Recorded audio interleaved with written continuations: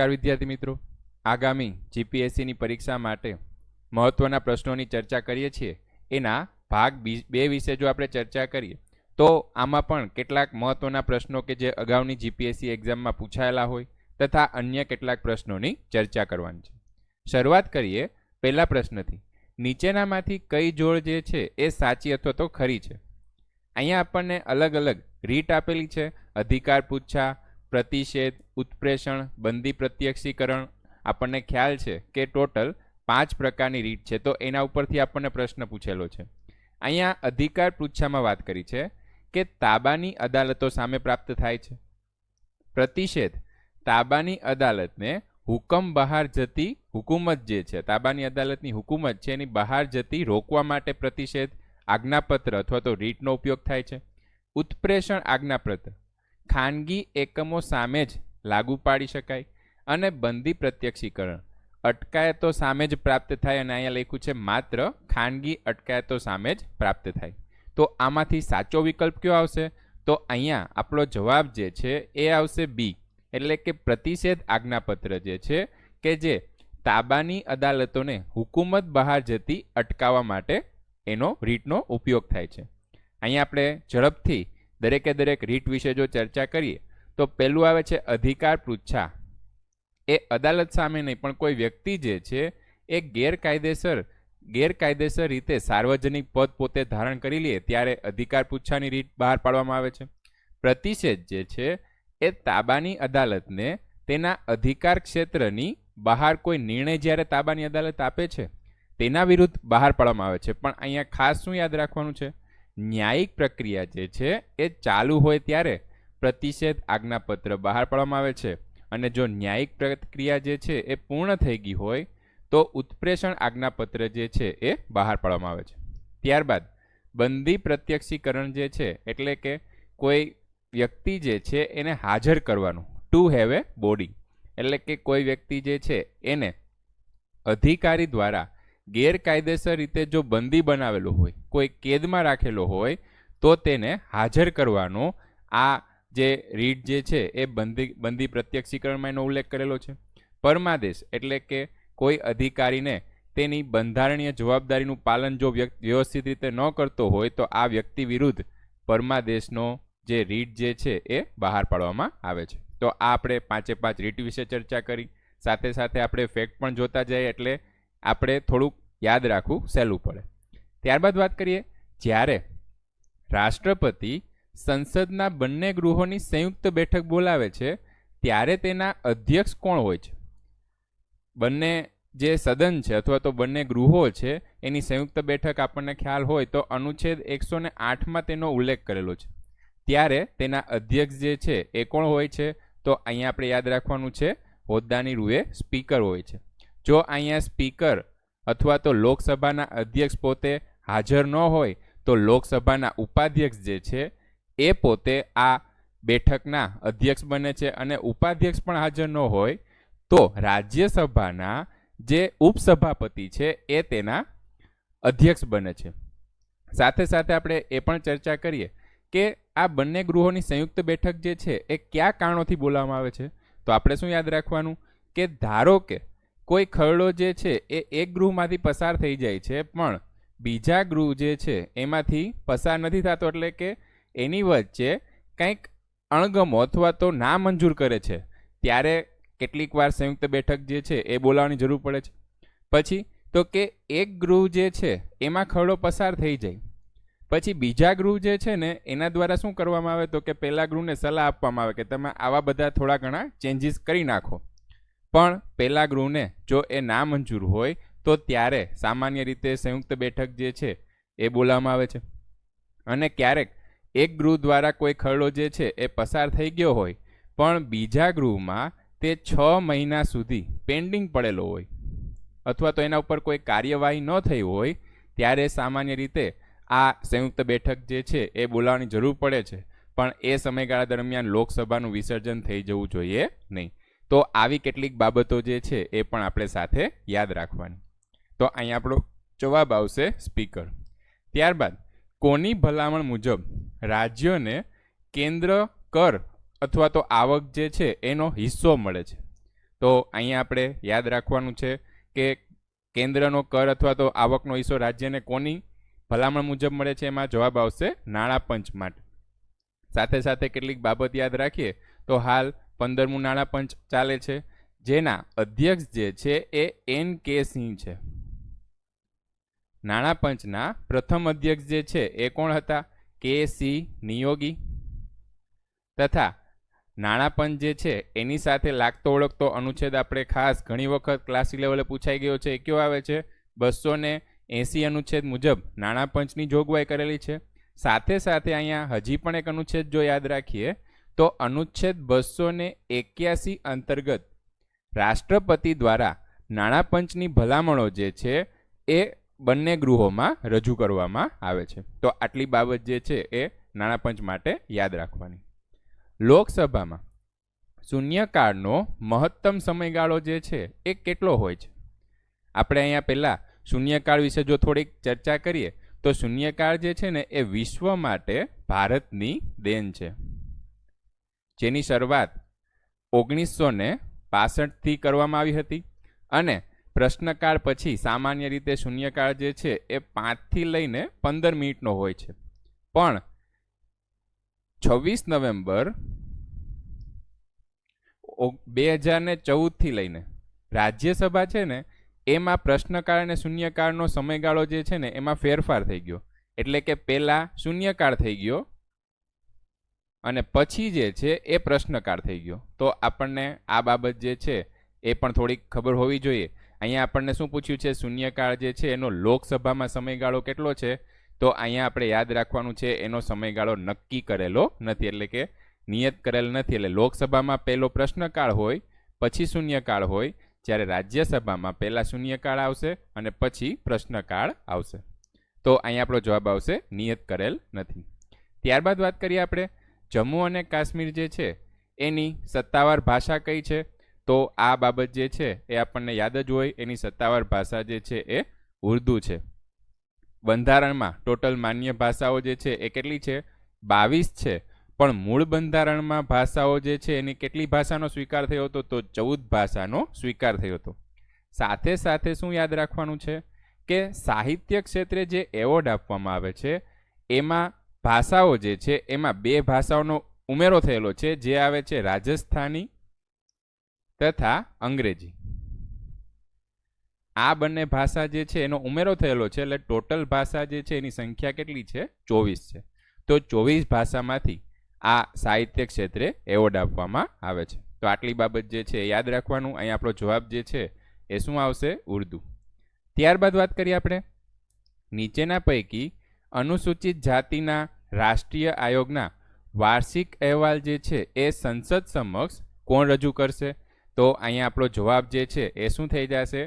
ભારતના રાષ્ટ્રપતિ. અનુસૂચિત જાતિના રાષ્ટ્રીય આયોગની જો આપણે વાત કરીએ તો એની સભ્ય સંખ્યા છે ને એમાં કોણ હોય છે? તો કે એક અધ્યક્ષ હોય છે, એક ઉપાધ્યક્ષ હોય છે અને 3 સભ્યો જે છે એ આ આયોગમાં સમાવેશ થયેલો હોય છે.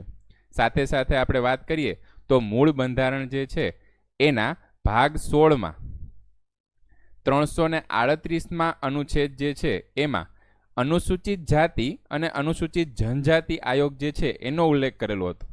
પણ 89માં બંધારણીય સુધારા દ્વારા આ અનુસૂચિત જાતિ આયોગ અને અનુસૂચિત જનજાતિ આયોગ જે છે એને અલગ કરવામાં આવ્યા અને 338 જે કલમ હતી એમાં 338A કલમ જે છે એ અનુસૂચિત જનજાતિ આયોગ માટે આપવામાં આવેલી. તો આ રીતે આપણે કેટલીક બાબત જે છે એ પણ સાથે યાદ રાખવાની. ત્યારબાદ વાત કરીએ આપણે એટર્ની જનરલ જે છે એનો હોદ્દો ધારણ કરવાની મુદ્દત જે છે એ કેટલી હોય છે? અહીંયા આપણને વિકલ્પ આપ્યા છે 5 વર્ષ માટે, પછી બીજી ચૂંટણી ન થાય ત્યાં સુધી, રાષ્ટ્રપતિની મરજી હોય ત્યાં સુધી અને 10 વર્ષ માટે. તો એટર્ની જનરલ જે છે એના માટેની મુદ્દત જે છે આપણે અગાઉ પણ ચર્ચા કરેલી છે. રાષ્ટ્રપતિની મરજી હોય ત્યાં સુધી તે પોતાના હોદ્દા ઉપર રહી શકે છે. તેનો પગાર ભથ્થા જે છે એ પણ કોના દ્વારા નક્કી થાય છે? રાષ્ટ્રપતિ દ્વારા નક્કી થાય છે. અનુચ્છેદ 143ની જો વાત કરીએ, આમ તો એટર્ની જનરલ જે છે એના અનુચ્છેદ આપણે અગાઉ ચર્ચા કરેલી છે કે અનુચ્છેદ 76માં એટર્ની જનરલના પદની જોગવાઈ છે તથા તેના કાર્ય જે છે એની અનુચ્છેદ 88માં ચર્ચા કરેલી છે. પણ સાથે સાથે આપણે એક અનુચ્છેદ યાદ રાખવાનો છે 143, જે મુજબ એટર્ની જનરલ જે છે એ રાષ્ટ્રપતિ તરફથી સર્વોચ્ચ ન્યાયાલયમાં પ્રતિનિધિત્વ કરે છે. અનુચ્છેદ 143 શું છે? તો કે રાષ્ટ્રપતિ જે છે એ સુપ્રીમ કોર્ટ પાસેથી સલાહ સૂચન લે છે. તો આનું પ્રતિનિધિત્વ કોણ કરે છે? એટર્ની જનરલ કરે છે. ત્યારબાદ અહીંયા આપણો જવાબ જે છે શું આવે છે? રાષ્ટ્રપતિની મરજી હોય ત્યાં સુધી. લોકસભાના એક પણ સત્રનો સામનો ન કરેલો હોય તેવા વડાપ્રધાન નીચેનામાંથી કોણ હતા? અહીંયા આપણને વિકલ્પ આપ્યા છે ચૌધરી ચરણસિંહ, ચંદ્રશેખર, એચ.ડી. દેવેગૌડા અને આઈ.કે. ગુજરાલ. તો અહીંયા આપણે યાદ રાખવાનું છે ચૌધરી ચરણસિંહ જે છે એને લોકસભાના એક પણ સત્રનો પોતે સામનો કરેલો ન હતો, કારણ કે એનો કાર્યકાળ જે છે એ માત્ર 23 દિવસનો જ હતો.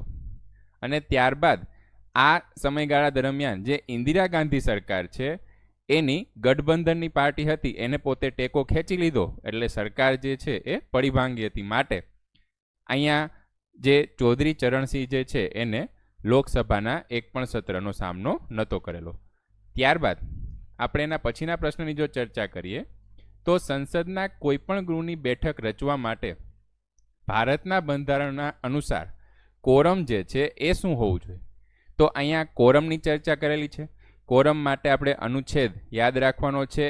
અનુચ્છેદ 100 અંતર્ગત જે સંસદ છે એના કોરમની જોગવાઈ કરેલી છે, જેમાં ગૃહના કુલ સભ્યોમાંથી 1/10 સભ્યો જે છે એ હાજર હોવા જોઈએ, તો જ આ કોરમ જે છે એ પૂરી ગણાશે.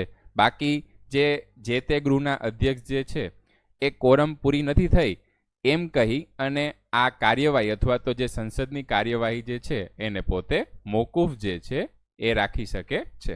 તો આપણે ખાસ યાદ રાખવાનું છે અનુચ્છેદ 100માં કોરમ જે છે એનો ઉલ્લેખ કરેલો છે અને ગૃહના સભ્યો જે છે એના 1/10 સભ્યો, એટલે કે ધારો કે અહીંયા આપણે લોકસભાની 552 બેઠકની જો ચર્ચા કરીએ તો અહીંયા એમાંથી 552 બેઠકમાંથી 545 બેઠકો જે છે એ ભરેલી હોય તો આશરે 55 જેટલા સભ્યો જે છે એ ગૃહમાં હાજર હોવા જોઈએ.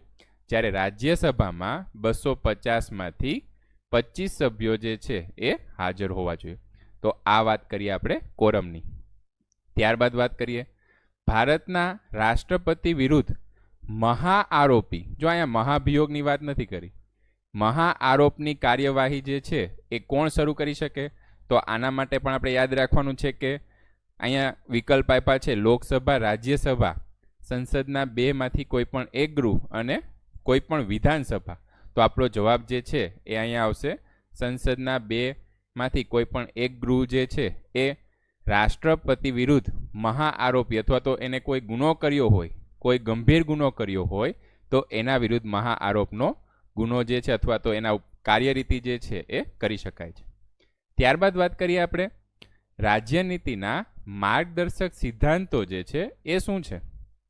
માર્ગદર્શક સિદ્ધાંતો જે છે એ આયર્લેન્ડના બંધારણમાંથી લીધેલા છે, જેને આપણે નીતિ નિર્દેશક સિદ્ધાંત કહીએ છીએ.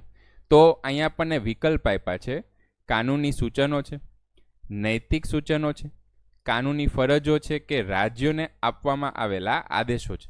તો અહીંયા આપણો જવાબ જે છે એ શું આવશે? નૈતિક સૂચનો જે છે એ રાજ્યનીતિના માર્ગદર્શક સિદ્ધાંતમાં એનો સમાવેશ થાય છે. અનુચ્છેદની જો વાત કરીએ તો અનુચ્છેદ 36થી લઈને અનુચ્છેદ 51 જે છે એ રાજ્યનીતિના માર્ગદર્શક સિદ્ધાંત દર્શાવે છે કે જે રાજ્યને એવી સલાહ આપે છે કે તેને કેવી રીતને પોતાનું કાર્ય કરવું જોઈએ, કેવી રીતે નીતિ નિયમો ઘડવા જોઈએ. તો એના નૈતિક સૂચનો આપણે કહી શકીએ. ત્યારબાદ વાત કરીએ ભારતના સંવિધાનમાં જાહેર આરોગ્ય અને સ્વચ્છતાનો સમાવેશ જે છે એ કઈ યાદીમાં થયેલો છે? અહીંયા આપણને વિકલ્પ આપ્યા છે રાજ્ય યાદી, સંઘ યાદી, સંયુક્ત યાદી કે ઉપરનામાંથી એક પણ નહીં. તો અહીંયા આપણને ખ્યાલ છે કે 3 જ યાદી જે છે એનો સમાવેશ થયેલો છે. બાકી અવશિષ્ટ જે વિકલ્પો છે એ કોની પાસે હોય છે? સંઘ પાસે હોય છે. તો અહીંયા આપણો જવાબ જે છે એ શું આવશે? રાજ્ય યાદી જે છે એમાં આ જાહેર આરોગ્ય અને સ્વચ્છતાનો સમાવેશ થયેલો છે.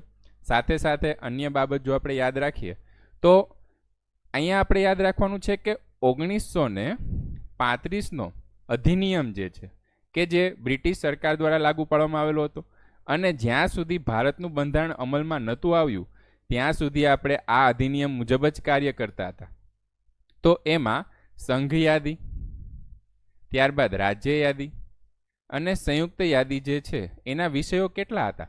તો અહીંયા આપણે યાદ રાખવાનું છે સંઘ યાદીના 99 વિષય હતા, રાજ્ય યાદીના 61 વિષય હતા અને સંયુક્ત યાદી જે છે એના 52 વિષય હતા. ત્યારબાદ એમાં સુધારો કરવામાં આવ્યો તો હાલ જે છે એ સંઘ યાદીના વિષયો કેટલા છે? તો 97 વિષય છે, રાજ્ય યાદી જે છે એના 66 વિષય છે અને સંયુક્ત યાદી જે છે એના 47 વિષય જે છે એનો સમાવેશ થાય છે. તો આના ઉપર તે કાર્ય કરે છે. તો અહીંયા આપણે જવાબ આવશે રાજ્ય યાદીમાં જાહેર આરોગ્ય અને સ્વચ્છતાનો સમાવેશ થાય છે. લોકપાલ અને લોકાયુક્ત કાયદો 2013 અંતર્ગત ભારત દ્વારા સમર્થન આપવામાં આવેલ નીચેના પૈકી કઈ સંધિ મુજબ ઘડવામાં આવ્યો છે? જો કે અહીંયા આપણે થોડુંક વાંચીએ તો પણ આપણને આવડી જાય એવું છે કે united nations conventions on human environment, પછી તો કે અગેન્સ્ટ કરપ્શન, હ્યુમન રાઇટ્સ કે અગેન્સ્ટ ટેરરિઝમ. તો આપણને લોકપાલ અને લોકાયુક્ત વિશે થોડો ઘણો ખ્યાલ હોય જ. તો કરપ્શન જે છે એને રોકવા માટે આ લોકપાલ તથા લોકાયુક્ત જે છે એની રચના કરવામાં આવેલી હતી. હાલ આપણને ખ્યાલ છે કે એના ભારતમાં તેના અધ્યક્ષ અથવા તો ભારતના લોકપાલ જે છે એ પ્રથમ અને હાલના કોણ છે? તો પી.સી. ઘોષ અથવા તો પિનાકી ચંદ્ર ઘોષ જે છે એ એના અધ્યક્ષ છે. ગુજરાતમાં લોકાયુક્તની વાત કરીએ તો 1986માં ગુજરાતમાં લોકાયુક્તને લગતો ખરડો જે છે એ પસાર કરવામાં આવ્યો હતો અને સાથે સાથે ડિસેમ્બર 2018 સુધી જસ્ટિસ ડી.પી. બુચ જે છે એ ગુજરાતના લોકાયુક્ત હતા. તો આટલી બાબત જે છે એ લોકાયુક્ત તથા લોકપાલ માટે આપણે યાદ રાખી શકીએ.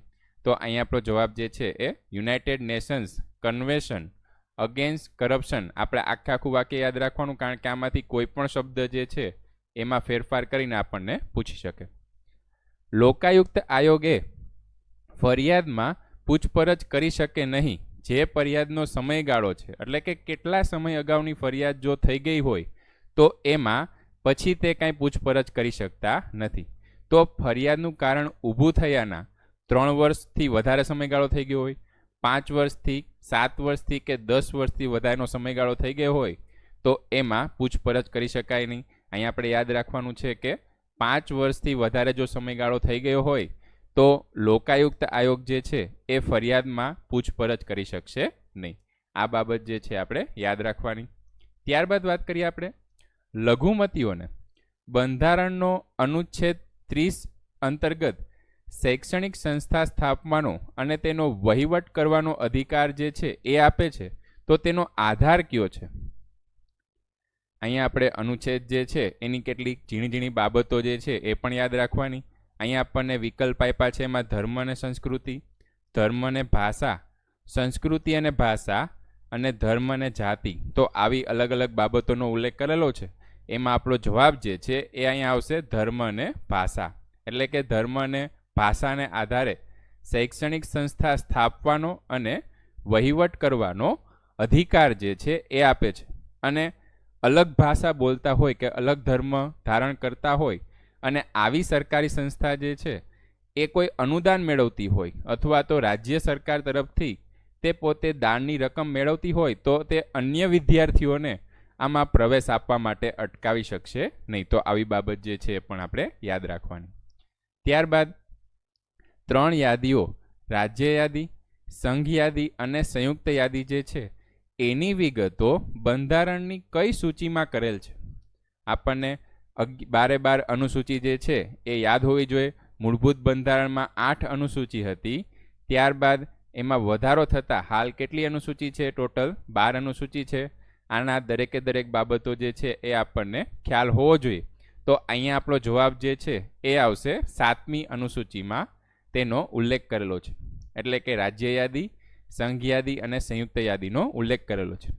ઝડપથી આપણે દરેકે દરેક અનુસૂચિ વિશે જો ચર્ચા કરીએ તો પ્રથમ અનુસૂચિ રાજ્યો અને કેન્દ્ર શાસિત પ્રદેશોનું વર્ણન કરેલું છે.